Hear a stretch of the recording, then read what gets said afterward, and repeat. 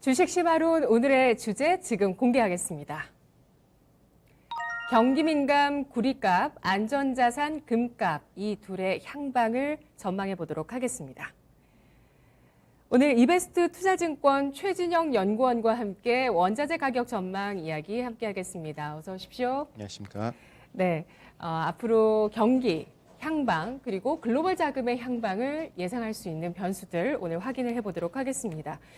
최근 들어서 원자재 가격 가운데서 가장 떠들썩했던 것이 바로 알루미늄 가격의 상승세라고 볼 수 있을 텐데요.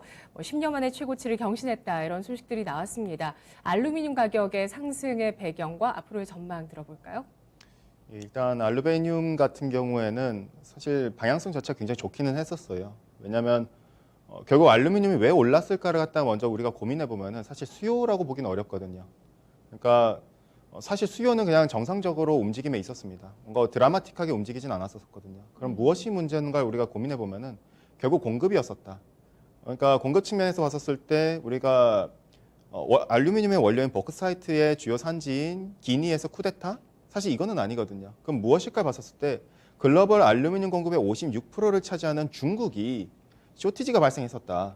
그럼 우리 봤었을 때 방향성은 굉장히 매력적이었습니다. 글로벌 최대 공급자가 지난 3월 달에 탄소 중립을 갖다 선언을 발표를 해주고 이러한 방향성에 의해서 그럼 2005년 미국의 도쿄의정서 가입 이후에 방향성 따라서 미국도 알루미늄 공급이 둔화됐으니 중국의 그 방향성도 비슷하겠구나라고 봤었거든요.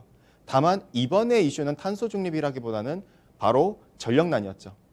중국 같은 경우에는 이번에 지난 7월 말부터 전력 이제 주요 지역들이 내먼구나 아니면 광시, 허난, 그다음에 윈난 이쪽 지역들 같은 경우에는 전력 공급이 딸리기 때문에 왜냐 가뜩이나 연료탄 재고가 낮은 상황에서 거기다가 냉방 수요가 발생했거든요. 여름이라서 네. 냉방 수요 발생하면서 전력에 있어서 공급 차질이 발생했고 이것이 알루미늄의 전력 공급의 제한 요인으로 발생했던 것이죠.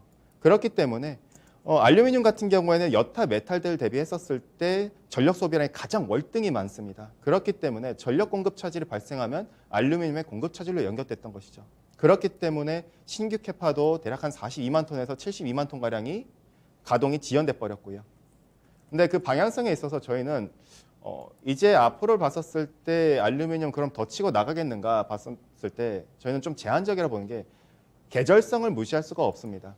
지금 여름이라서 계절성 때문에 낮은 연료탄 재고 때문에 그리고 전력 수요가 높기 때문에 알루미늄 땅에서 공급 차질이 발생했지만은 앞으로의 방향성 갖다 놓고 봤었을 때는 글쎄요.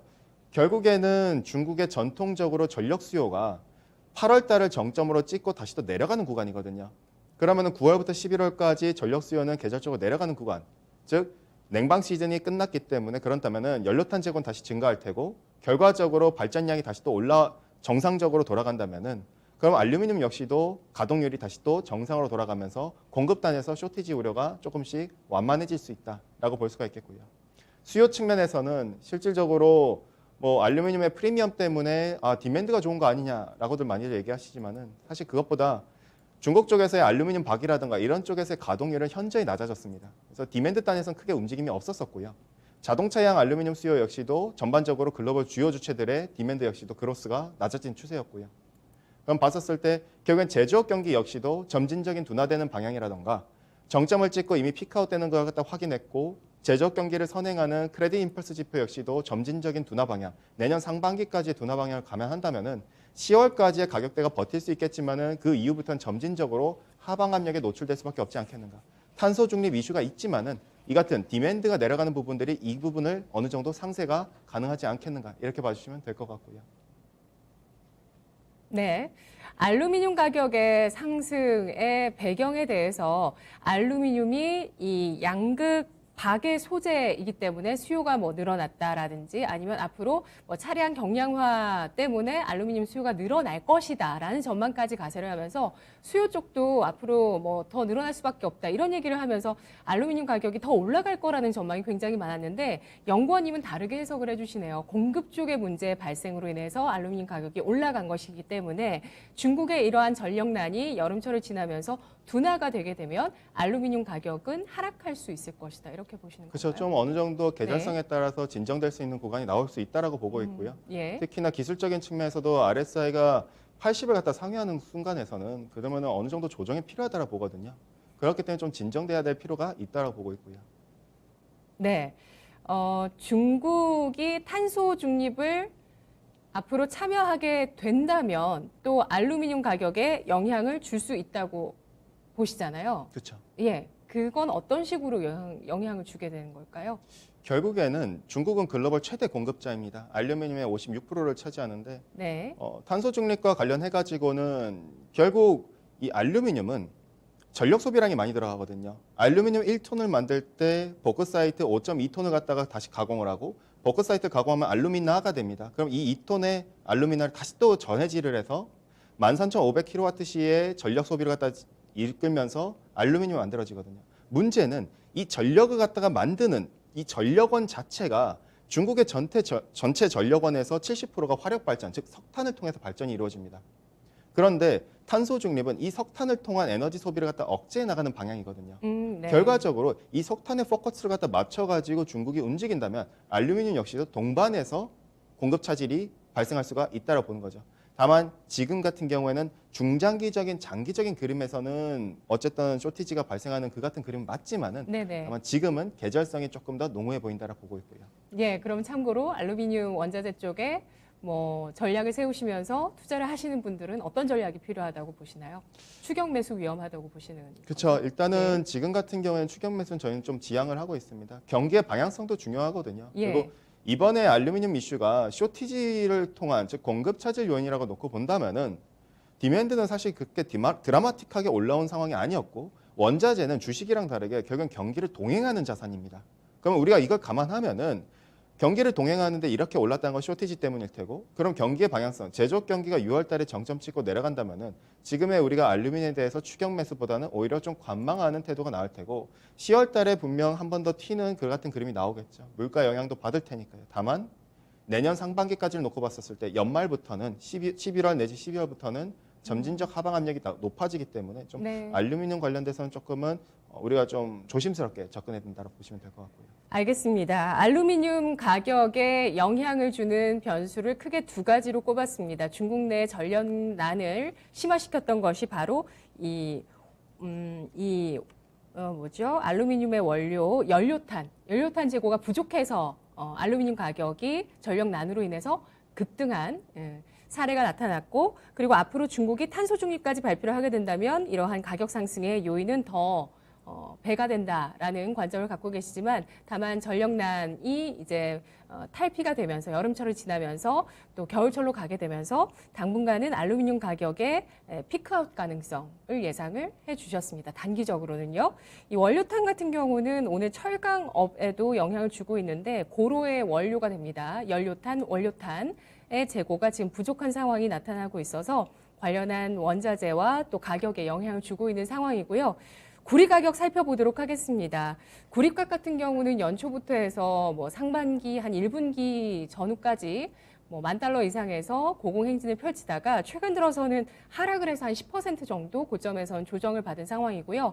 박스권의 움직임을 이어가고 있는데요. 구리 가격이 박스권에 갇힌 이유, 경기 때문인가요?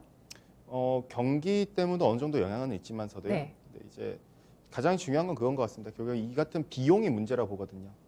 그러니까 구리가 결국에는 테마성으로 이끌고 갔었던 요인 중에 하나가 결국 전기차나 태양광이나 풍력 같은 이 같은 친환경 인프라, 즉 그린 에너지와 관련된 테마를 통해서 높은 유동성 때문에 같이 반영이 됐거든요. 그렇게 가격이 달려왔었고 물가 영향도 있었겠죠. 근데 지금 같은 경우 박스권은 결국 그 비용단에서의 부담은 어떻게 할 것인가. 기업들 같은 경우에는 지금 사실 실물 거래가 거의 잘 안 이루어지고 있습니다. 왜냐? 지금 같은 경우에는 이 가격대에서 납품을 갖다 받아서 가공해서 넘겨봤자 마진이 많이 못 남거든요. 네. 이 같은 그럼 구매를 늦추는 건가요? 그쵸. 기업 입장에서는? 그렇기 때문에 제조업 PMI에서 투입 가격은 높은 반면에 반대로 신규 주문 같은 경우는 계속 빠지고 있거든요. 바로 이 신규 주문이 수요인데 네. 가격은 높고 신규 주문이 빠진다. 즉 비용이 높았기 때문이라고 볼 수 있고 앞으로 방향성 보면은 제조업 경기 사실상 점진적 둔화도 불가피하다 볼 수가 있겠죠. 높은 가격이 어떻게 보면 친환경 인프라, 그린 에너지 테마가 방향성은 맞지만은 이 구조상을 봤었을 때 지금 높은 가격은 이 추세의 전환을 지연시키게 만들 수 있는 부분이 될 수가 있거든요. 그렇기 때문에 어떻게 보면 지금의 구리 가격이 박스권이 된 건 바로 이러한 요인이라고 볼 수가 있겠고요. 즉 높은 가격이 어떻게 보면은 실물단에서 디맨드를 약하게 만드는 오히려 부담인 장애물로 발생을 시키고 있다고 볼 수가 있겠죠. 네. 그리고 이 원자재 가운데 구리 같은 경우는 주로 어디에 쓰이나요? 구리를 대체할 수 있는 원자재도 있다는 얘기도 있어요. 그렇죠. 일단 구리는 핵심적으로 우리가 가장 많이 쓰이는 곳이 바로 인프라나 건설 쪽입니다. 즉 네. 동선이겠죠. 네네. 즉 우리가 지금 여기 있는 모든 것들에 다들 구리가 들어갑니다. 가전제품에도 들어갈 테고 가장 핵심이 33%를 차지하는 인프라 건설 현장일 테고요. 그 다음이 제조업 기반일 테고 나머지가 이제 내구재라든가 이런 쪽으로 쓰일 텐데 구리 같은 경우에는 사실 뭐 친환경 인프라 가장 컸죠. 친환경 인프라는 테마성으로 가장 컸었으니까요. 그래서 사실 전기차만 하더라도 그 안에 있어서 전체 비중은 사실 아직 2%밖에 안 됩니다. 근데 장기적 전망, 2025년까지의 전망을 놓고 본다면은 이 2%밖에 안 되는 것이 나중에는 한 6%대로 올라갈 수가 있다라는 전망이 나오고 있고, 친환경 인프라 같은 경우에는 3%밖에 안 되지만은 이건 역시도 나중에는 11%까지 내지는 9%까지 2025년에 올라갈 수 있다라는 전망이 나오고 있는 것이니까요. 즉 그 수요 구조에서 비중이 좀 변할 수 있다라는 식의 접근이 되겠죠. 네. 이렇게 원자재 가격이 상승을 하게 되면서 기업들이 관련한 원자재 재고를 쌓지 않는 움직임, 신규 주문이 줄어드는 것들 때문에 경기가 둔화될 가능성도 예상을 해주셨습니다. 시장에서는 규제 무풍지대라고 볼 수 있는 이런 뭐 수소라든지 배터리라든지 뭐 그린 에너지 관련한 모든 그 총알들에 대해서 굉장히 유망하게 보고 있는데, 오히려 역으로 이런 가격의 움직임 때문에 수요가 위축된다면은 그린 에너지에 대한 그 전환 모멘텀은 약화될 수도 있겠네요. 그렇죠. 이미 사실 실물단에서는 그 같은 움직임들이 조금씩 나와주고 있는 부분이 바로 대체인데요.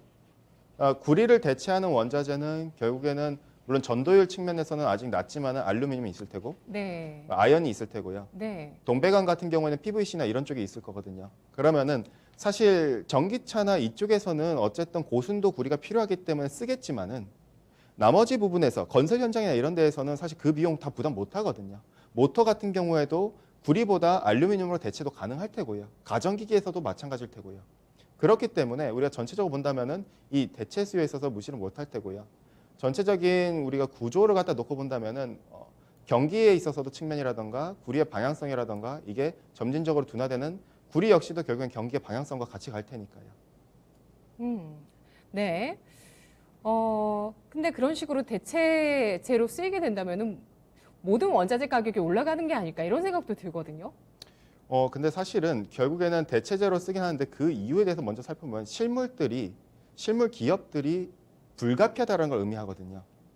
불가피하기는 그럼 대체재를 갖다 모두 다 쓰기 때문에 나머지 대체 자산도 가격이 오른다? 물론 어느 정도 일정 구간까지는 오를 수 있겠죠. 다만 그들 역시도 올라버리면은 디맨드는 결국에는 종국에 가서는 결국엔 꺾일 수밖에 없는 그 같은 그림이 나올 수밖에 없을 테니까요. 네, 수요는 가격의 어떤 일정 구간까지 소화할 수 있는 구간까지는 가격 상승을 용인하겠지만 수요는 가격 상승에 있어서 둔화되는 가격 상승이 있을 때 수요 자체가 둔화될 수 있는 요인이 될 수 있다는 것, 피해 상승 이렇게 해석해 볼 수 있을 것 같습니다. 그리고 뭐 칠레 쪽의 파업 이야기들도 있고 광산 기업에 대해서 증세 가능성에 대해서도 이야기가 나온다고 하는데요. 이런 변수들의 구리 가격이 영향을 받을 가능성은 있을까요? 파업 리스크는 사실 지금 구리 가격의 가장 좀 핵심인데요. 네. 일단 칠레 쪽에 광산 노조들의 파업 가능성, 근데 저는 사실 그렇게 크지는 않다고 봅니다. 그러니까 과거 2017년 때도 글로벌 최대 광산의 에스콘디다가 최장 기간 44일 동안 파업을 했었는데, 근데 실질적으로 그때도 구리 가격이 튀었지만은 지금이랑 차이점은 지금의 구리 가격과 광산들의 생산 비용을 간의 스프레드를 갖다 놓고 봤었을 때 2017년은 굉장히 낮았었고 지금은 굉장히 높다라는 점이죠.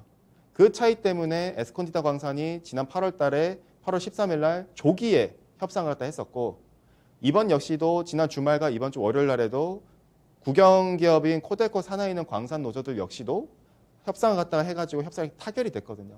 즉 조기에 빨리빨리 타결이 됐다는 것이죠. 그렇기 때문에 광산 쪽에서의 파업 리스크는 저는 좀 낮다라고 보고 있고요. 두 번째로는 칠레 쪽에서의 결국에는 칠레나 페루 쪽에서의 정부의 세금일 텐데, 세금 이슈 역시도 사실은 그렇게 크지는 않다라고 봅니다. 일단 무면 크리티컬한 게 8월 31일 날 칠레 광산위원회에서 상원에서 광산 기업에 대해서 광물 가격에 따라서 광물 판매 누진세법을 발의를 했었고 이게 통과가 됐거든요. 그러면은 누진세법에 따라서 최대 75%까지 부가세금이 더 붙게 됩니다.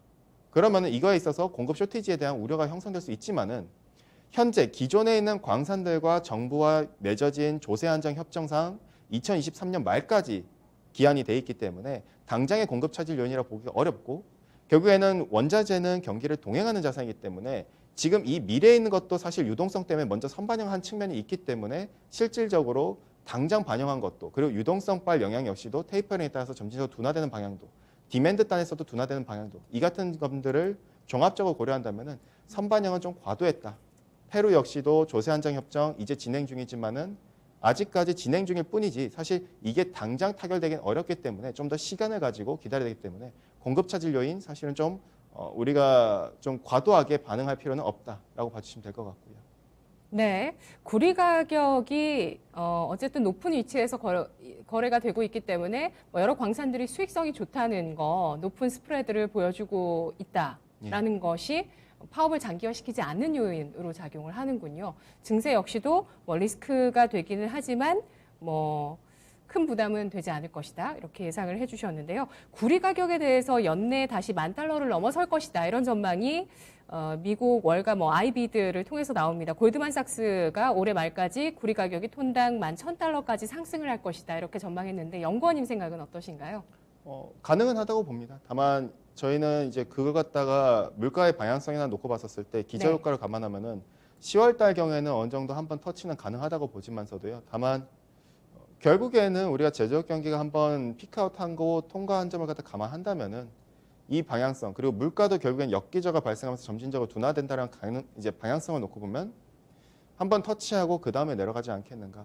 거기다가 달러 역시도 지금 9월 말에 독일 쪽에서 총선이 앞두고 있는데 네. 결국엔 재정 확대에 좀 미온적이었던 메르켈이 이제 떠나기 때문에 그러면은 유로화가 상대적으로 강해지면 달러화도 진정되기 때문에 10월 달 그럼 물가나 달러화 요인이나 이런 것 때문에 괜찮을 수 있겠죠. 한 번 더 $10,000로 트라이할 수 있는 구간도 나오겠죠. 다만 그 다음에는 결국에는 테이퍼링이라든가 또는 경기 방향성이라든가 물가의 역기저라든가 이 같은 요인을 감안했을 때 구리는 점진적으로 다시 후퇴하지 않겠는가. 내년 4월까지를 봤었을 때 점진적인 후퇴 방향은 유효하다로 좀 접근을 하고 있고요. 네. 구리 가격 전고점 돌파 가능성이 있겠지만 그때는 뭐 경기 회복의 가속화 이런 쪽으로 해석하기보다는 피크아웃의 가능성이 오히려 더 높겠다라고 예상을 해주고 계십니다. 주식시장에서도 지금 이제 테이퍼링을 시행하게 됐을 때 유동성 정책이 이제 둔화된다면 재정 정책이 좀 더 어떤 갭 없이 빨리 가속화가 돼야 경기가 더 좋아지지 않겠냐 이런 전망이 있는데요.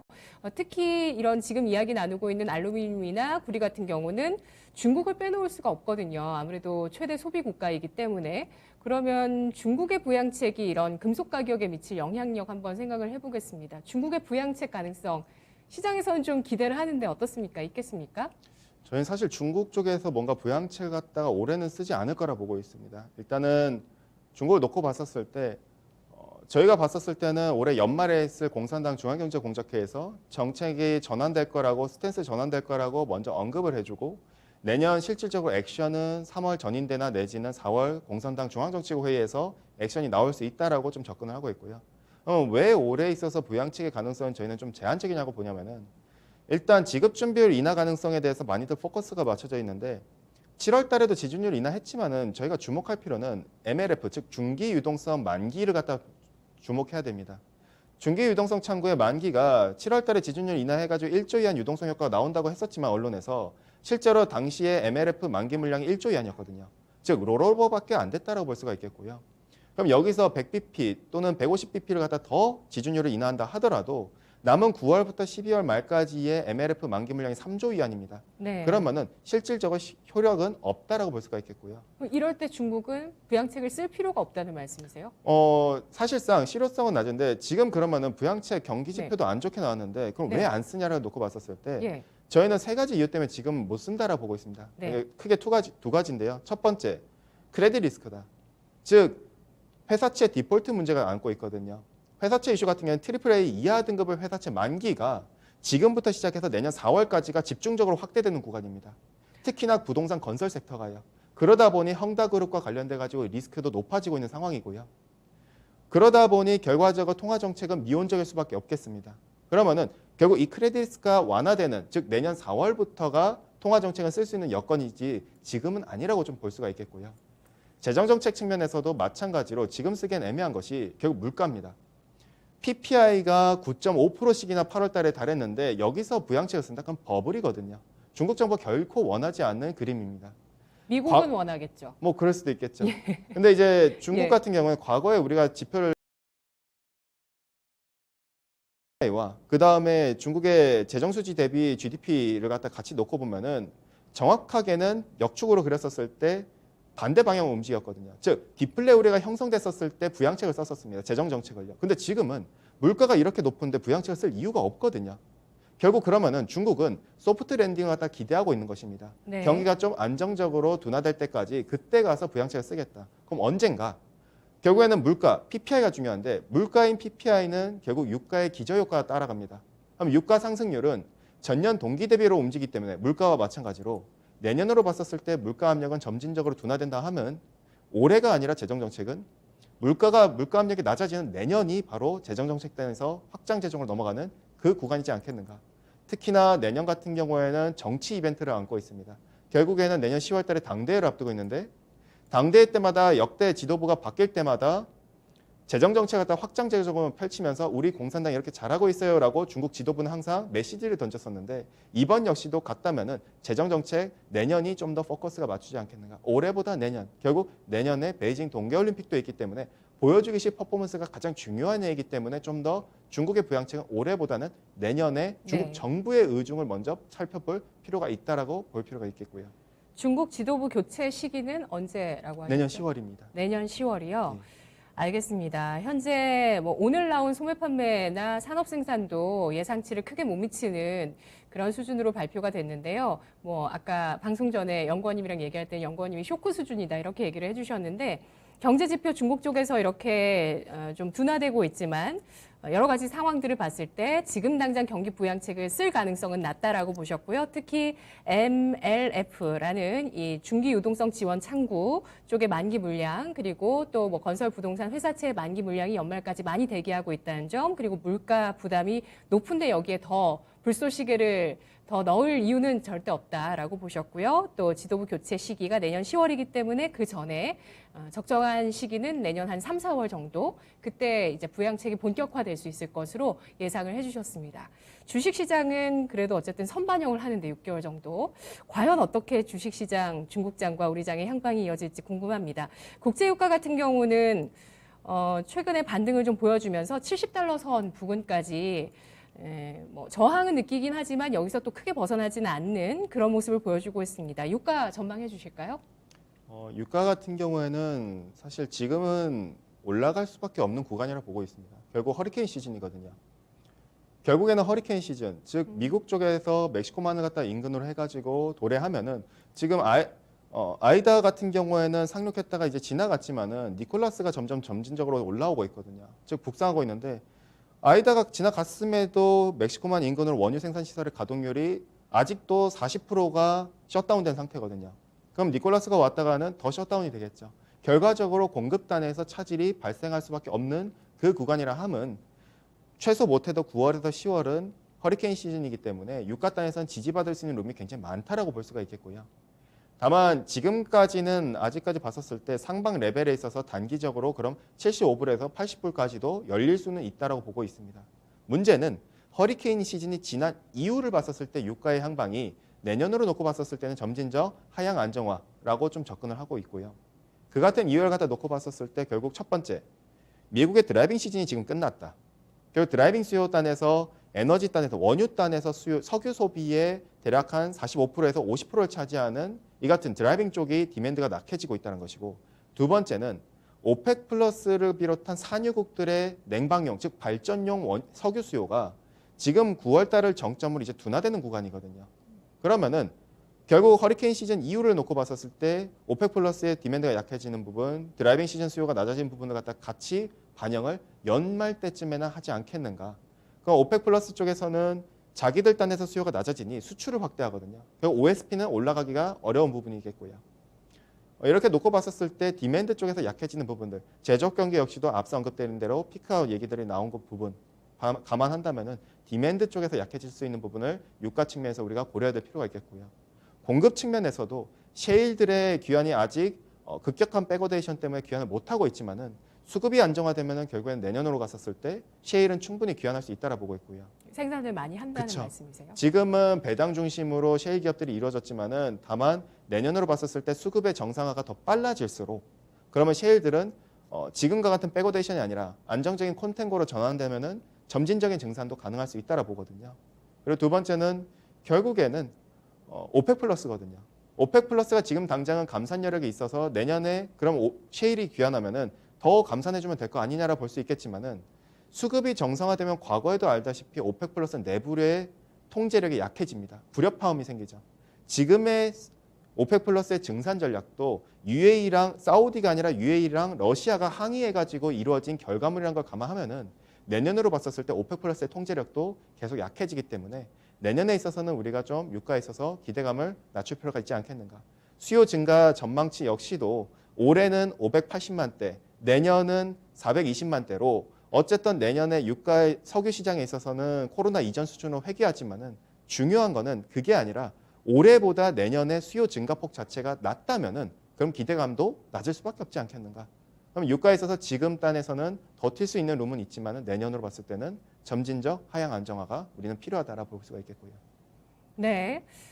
그렇다면은 뭐 특히 아까 뭐 공급단에서는 셰일 쪽 얘기를 잠깐 해주셨고 셰일 같은 경우는 미국에 주로 있는 기업들이죠. 예. 예. 그리고 수요 단에서는 수요가 둔화될 가능성을 얘기를 해주셨는데 수요가 좀 부진해지게 된다면 오펙 플러스에서 추가적으로 감산할 가능성은 없겠습니까? 짧게 알아볼까요? 수요가 만약에 내년도에 더 낮아진다. 근데 사실 전망치들은 그렇지 않다라고 얘기를 하고 있거든요. 그러니까 오펙 플러스가 등장한 이유는 결국에는 코로나로 인해서 수요가 완전히 꺾여버렸기 때문이거든요. 근데 내년에 오펙 플러스도 인정을 하고 있거든요. 내년은 코로나 이전으로 수요가 돌아간다. 네. 그럼 그 같은 상황에서 오펙 플러스가 감산할 가능성은 저는 좀 제한적이라 보거든요. 더더욱 결국 수급이 안정화된 상황에서는 자기들끼리도 MS를 갖다가 나눠 먹기를 갖다 하다가 이제 경쟁이 치열해지겠죠.